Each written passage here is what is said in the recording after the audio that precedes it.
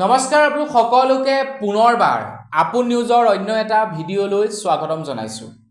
আপোনালোকৰ নিশ্চয় আধাৰ কাৰ্ড, নিশ্চয় পান কাৰ্ড, নিশ্চয় ভোটাৰ কাৰ্ড বা আপোনালোকৰ ড্ৰাইভিং লাইসেন্স আছে বা আপোনালোকৰ বিভিন্ন প্ৰকাৰৰ হয়তো ডকুমেন্ট আছে। তো যি সকলৰ Aadhaar card, voter card, PAN card, driving licence বা এক্সেট্ৰা ডকুমেন্ট আছে তেওঁলোকৰ কাৰণে এটা বিৰাটেই ভাল খবৰ ওলাই পৰিছে। তো তেওঁলোকৰ বাবে প্ৰত্যেকৰে বাবে আমাৰ গোটেই অসমবাসীৰ বাবে গোটেই ভাৰতবাসীৰ বাবে এটা ভাল খবৰ ওলাইছে। ডাঙৰেই হওক বা সৰুৱেই হওক বা বয়োজ্যেষ্ঠই হওক যিমানে যি নহওক কিয় মুঠতে প্ৰত্যেকজন ব্যক্তিৰ কাৰণে একোটা ভাল খবৰ ওলাইছে। তো সেই ভাল খবৰটোনো কি মই আজি আপোনালোকক এই ভিডিঅ'টোত তাকেই জনাম। তো ভিডিঅ'টো প্ৰথমৰ পৰা শেষলৈকে চাই থাকিব। আপোনালোকৰ ওচৰত যদি Aadhaar card, PAN card, voter card, driving licence এই ডকুমেন্ট পাতিবিলাক আছে তে ভিডিঅ'টো কিন্তু শেষলৈকে চাব। পাৰিলে ভিডিঅ'টো এটা শেয়াৰ কৰি দিব, লাইক এটা কৰিব আৰু চেনেলটো যদি এতিয়ালৈকে সাবস্ক্ৰাইব কৰা নাই তেন্তে চেনেলটো সাবস্ক্ৰাইব কৰি ল'ব। তো মই শ্ৰী প্ৰাঞ্জিত গগৈ আপোনালোকে চাই আছে আপুন নিউজ। আহক আৰম্ভ কৰোঁ আজিৰ ভিডিঅ'। আগবাইছো আজিৰ ভিডিঅ'টোৰ ফালে আগবঢ়াৰ আগতে সৰুকৈ এটা আকৌ ৰিকুৱেষ্ট, লাইক এটা কৰিবলৈ কিন্তু নাপাহৰিব। এই প্ৰয়োজনীয় ডকুমেন্টবিলাক আমাৰ প্ৰত্যেকৰে থাকে। প্ৰত্যেকেই ডকুমেন্টবিলাক যিমান পাৰে সোনকালে তেওঁলোকে বনাই লয়। এই ডকুমেন্ট পাতিবিলাক নহলে বৰ্তমান সময়ত বিভিন্ন ধৰণৰ সা সুবিধাৰ লগতে বেংকৰ একাউণ্টৰ পৰা ধৰি চৰকাৰী আঁচনিলৈকে একোতে আপোনালোকে সা সুবিধা নাপাব। আনকি আপোনালোকে পঢ়া শুনা কৰিবলৈ গলেও এই ডকুমেন্ট পাতিবিলাক আপোনালোকক ক্লিয়াৰ লাগিবই। বৰ্তমান সময়ত আপোনালোকে এই ডকুমেন্ট পাতিবিলাক যদি জমা নকৰে তেন্তে আপোনালোকে পঢ়িবলৈ এডমিশন নাপায়। এটা একদম সিধা কথা। তো এই ডকুমেন্ট পাতিবিলাকৰ লগতে জড়িত এটা বিৰাটেই ভাল খবৰ ঘোষণা কৰিছে কেন্দ্ৰ চৰকাৰৰ ফালৰ পৰা।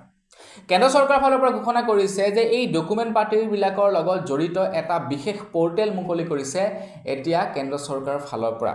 অলৰেডি এতিয়া মানে মুকলি কৰা নাই, টেষ্টিঙত চলি আছে এই ৱেবছাইটটো আৰু খুব সোনকালে আপোনালোকৰ বাবে এই পোৰ্টেলটো মুকলি কৰিব।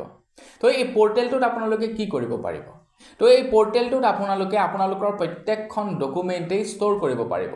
যেনেকৈ নেকি ডিজি লকাৰত আপোনালোকে আপোনালোকৰ প্ৰত্যেকটো ডকুমেন্ট ষ্ট'ৰ কৰি ৰাখিব পাৰে। আধাৰ কাৰ্ড, কোভিডৰ চাৰ্টিফিকেট, পান কাৰ্ডৰ পৰা ধৰি গোটেই ডকুমেন্টবিলাক যেনেকৈ আপোনালোকে ষ্ট'ৰ কৰি ৰাখিব পাৰে ঠিক তেনেকৈ আপোনালোকে আপোনালোকৰ প্ৰত্যেকটো ডকুমেন্টেই এই পোৰ্টেলটোত ষ্ট'ৰ কৰি ৰাখিব পাৰিব।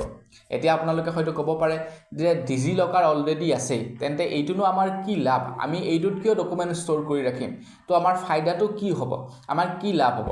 তো এই পোৰ্টেলটোত আপোনালোকে যেতিয়া আপোনালোকৰ ডকুমেন্ট পাতিবিলাক ষ্ট'ৰ কৰিব তেতিয়া আপোনালোকৰ এটা বিশেষ ফেচিলিটি আগবঢ়াব এই পোৰ্টেলটোৱে, যাৰ বাবে নেকি এই পোৰ্টেলটোৰ মুকলি কৰিছে।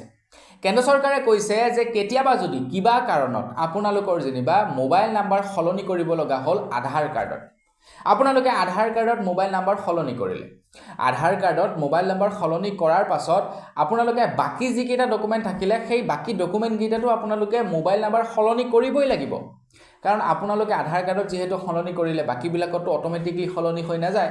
তো আপোনালোকে আকৌ বাকি কেইখনতো বেলেগে আপোনালোকে মোবাইল নাম্বাৰ সলনি কৰিব লাগিব। যেনে ড্ৰাইভিং লাইসেন্সত, যেনে আপোনালোকৰ সেয়া আধাৰ কাৰ্ড, পান কাৰ্ডত বা আপোনালোকৰ সেয়া ভোটাৰ কাৰ্ডত আপোনালোকে বেলেগে ডকুমেন্ট সলনি কৰিব লাগিব। কিন্তু কেন্দ্ৰ চৰকাৰৰ ফালৰ পৰা জনাইছে যদিহে আপোনালোকে এই পোৰ্টেলটোত আপোনালোকৰ ডকুমেন্টবিলাক আপডেট কৰি ৰাখে তো আপোনালোকে যিকোনো এটা ডকুমেন্টত যদি আপোনালোকৰ মোবাইল নাম্বাৰটো আপডেট কৰে তেন্তে বাকি কেইখন ডকুমেন্টতো অটোমেটিক্যালি আপোনালোকৰ মোবাইল নাম্বাৰটো আপডেট হৈ যাব।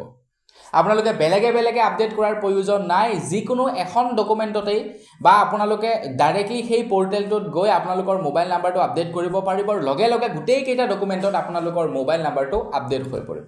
তো আপোনালোকে যেনিবা ডকুমেন্টৰ এড্ৰেছ সলনি কৰিব লাগে তো বেলেগে আপোনালোকে ডকুমেন্টৰ এড্ৰেছ সলনি কৰিব নালাগে। সেই পোৰ্টেলটোত আপোনালোকে আপোনালোকৰ এড্ৰেছ ভেৰিফাই কৰি দিলেই হ'ল, অটোমেটিক্যালি বাকিবিলাক ডকুমেন্টত আপোনালোকৰ এড্ৰেছ সলনি হৈ যাব। এতিয়া কথাটো হৈ গ'ল কি মেইন প্ৰবলেমটো আহি পৰে ক'ত?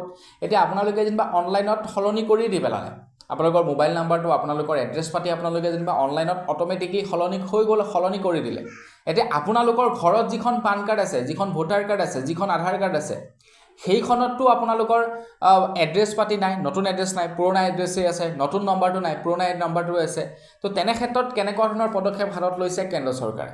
কেন্দ্ৰ চৰকাৰে কৈছে আপোনালোকে মাত্ৰ 7 দিনৰ ভিতৰত এই গোটেই ডকুমেন্টবিলাক আপোনালোকৰ হাতত লাভ কৰিব।